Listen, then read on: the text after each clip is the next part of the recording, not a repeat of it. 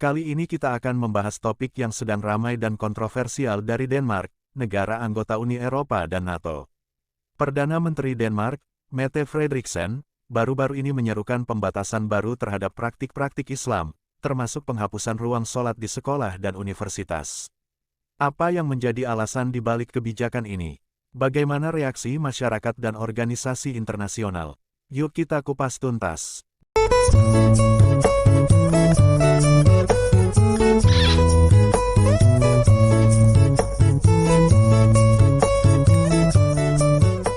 Denmark sebenarnya sudah melarang pemakaian cadar dan niqab di tempat umum sejak tahun 2018. Namun, larangan itu tidak berlaku di sekolah atau lembaga pendidikan lain, termasuk universitas. PM Frederiksen kini menilai, pengecualian tersebut adalah sebuah celah hukum yang bisa dimanfaatkan oleh kontrol sosial terhadap perempuan Muslim, dan bahkan menimbulkan penindasan di lingkungan pendidikan. Dalam pernyataannya kepada media lokal pada Kamis lalu, Frederiksen mengatakan, Anda berhak beriman dan menjalankan agama, tetapi demokrasi harus lebih diutamakan. Dia menegaskan bahwa ruang sholat di sekolah dan universitas harus dihapus. Menurutnya, meski ruang sholat itu dianggap menciptakan inklusivitas, faktanya ruang tersebut malah bisa jadi tempat berkembangnya diskriminasi dan tekanan sosial. Menteri Pendidikan Denmark akan diberi tugas khusus untuk memastikan penghapusan ruang sholat dari lembaga pendidikan. Larangan pemakaian cadar di Denmark sudah berjalan, dan dapat dikenakan denda mulai dari 1.000 hingga 10.000 kroner. Hal ini sempat menuai kritik dari berbagai kelompok, termasuk Amnesty International yang menyebut kebijakan itu diskriminatif terhadap hak perempuan. Sebelumnya, Komisi Perjuangan Perempuan yang Terlupakan juga merekomendasikan agar pemerintah memperluas larangan jilbab ke lingkungan pendidikan. Namun, usulan pelarangan di sekolah dasar sempat gagal setelah mendapat penolakan keras dari publik. Diikuti oleh Austria, Belgia, Bulgaria, Italia, Belanda, beberapa wilayah Jerman dan Spanyol. Kebijakan ini menimbulkan perdebatan panas tentang hak kebebasan beragama versus nilai-nilai demokrasi dan sekularisme di negara-negara Eropa. Apa arti semua ini bagi Muslim di Denmark dan Eropa? Apakah pembatasan ini akan membantu melindungi perempuan dari tekanan sosial seperti yang diklaim PM Frederiksen? Atau justru melanggar kebebasan beragama dan hak asasi? Lalu, seperti apa sebenarnya negara Denmark ini?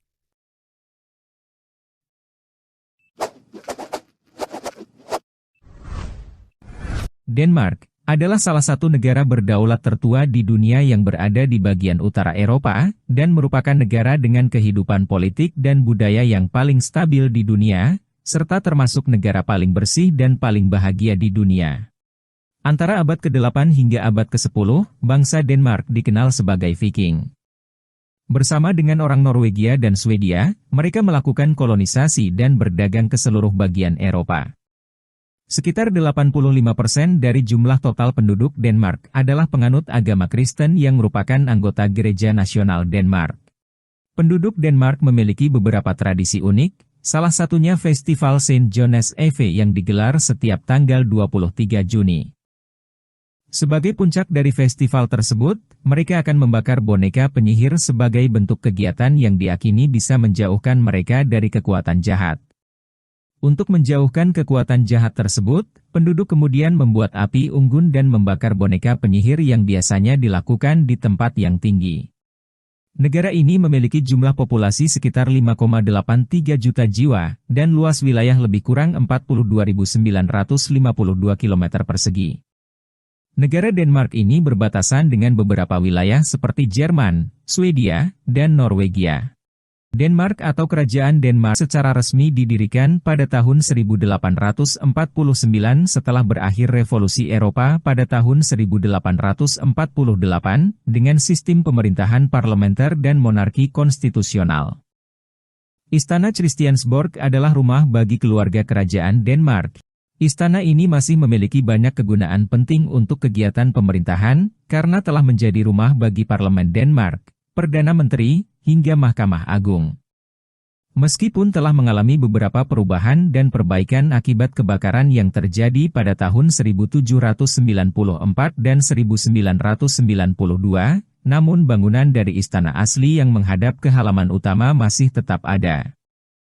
Negara yang populasinya hanya berjumlah 5,83 juta jiwa ini unggul dalam kategori kawasan perlindungan laut, pengolahan air limbah, dan rendahnya tingkat pertumbuhan emisi CO2 dan NOx. Denmark memang memiliki kebijakan paling komprehensif dan efektif di dunia untuk mengurangi emisi gas rumah kaca dan mencegah perubahan iklim. Selain itu, Denmark memiliki tingkat kesetaraan yang tinggi dan rasa tanggung jawab bersama yang kuat terhadap kesejahteraan sosial, di mana setiap tahun semua keluarga di negara ini akan menerima lebih dari $1.500 Amerika, atau setara dengan 23 juta rupiah untuk setiap anak di bawah umur 18 tahun.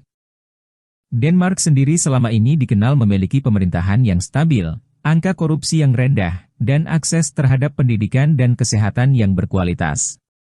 Negara Denmark memang memiliki pajak yang tergolong tinggi di dunia, seperti misalnya pajak pertambahan nilai sebesar 25% untuk sebagian besar barang, dan pajak mobil baru hingga 150%.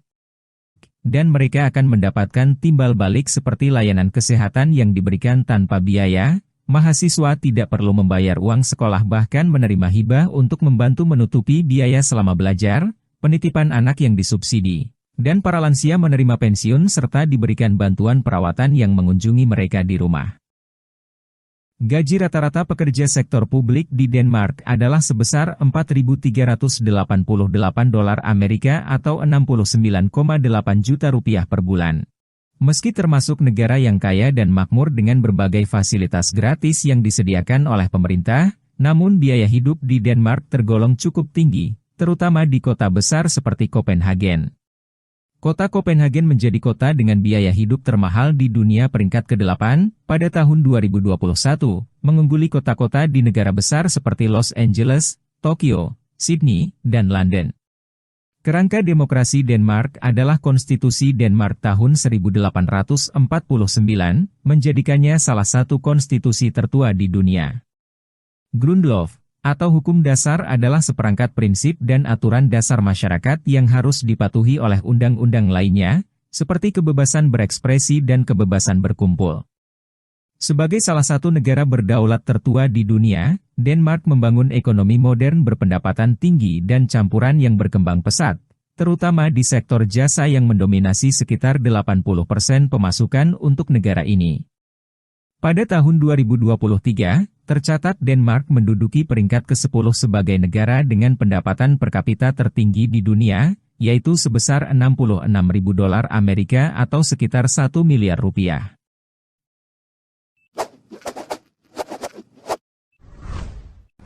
Sekian dulu pembahasan kita kali ini.